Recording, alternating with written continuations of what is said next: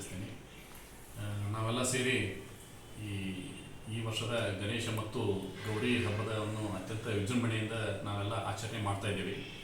ನಮ್ಮ PM ಪೋಷಣ್ ವಿಭಾಗದಿಂದ ತಮ್ಮೆಲ್ಲರಿಗೂ ವಿಶೇಷವಾದಂಥ ಒಂದು ಶುಭಾಶಯಗಳನ್ನು ಈ ಸಂದರ್ಭದಲ್ಲಿ ತಿಳಿಸುತ್ತಾ, ನಾವೆಲ್ಲರೂ ನಮ್ಮ ಆರೋಗ್ಯವನ್ನು ಕಾಪಾಡಿಕೊಳ್ಳುವಂಥ ಒಂದು ನಿಟ್ಟಿನಲ್ಲಿ ನಾವು ಸದೃಢವಾಗಿ ನಮ್ಮ ಒಂದು ಶಾರೀರಿಕ ಸದೃಢತೆಯನ್ನು ನಾವು ಮೈಗೂಡಿಸಿಕೊಂಡಾಗ ನಮ್ಮಲ್ಲಿ ಅತ್ಯಂತ ಪ್ರಭಾವಶಾಲಿಯಾದಂಥ ಒಂದು ಮನಸ್ಸು ನಮ್ಮಲ್ಲಿ ಕ್ರಿಯೇಟ್ ಆಗ್ತದೆ ಅನ್ನುವಂಥ ಒಂದು ವಿಶೇಷ ಸಂದೇಶವನ್ನು ನಾನು ಈ ಸಂದರ್ಭದಲ್ಲಿ ನೀಡುತ್ತಾ, ಇದ್ರ ಜೊತೆಗೆ ನಾವೆಲ್ಲರೂ ಸೇರಿ ಇದನ್ನು ನಾವು ಅತ್ಯಂತ ವಿಜೃಂಭಣೆಯಿಂದ ಇದನ್ನು ಆಚರಣೆ ಮಾಡ್ತಾ ಇದ್ದೀವಿ. ಇದ್ರ ಜೊತೆಗೆ ನಾವೆಲ್ಲ ಸಾವಯವ ಕೃಷಿಗೆ ಹೆಚ್ಚಿನ ಒಂದು ಆದ್ಯತೆಯನ್ನು ನೀಡುವುದರ ಮೂಲಕ ರೈತರ ಒಂದು ಬೆನ್ನೆಲುಬಾಗಿ ನಾವೆಲ್ಲ ನಿಲ್ಲಬೇಕು.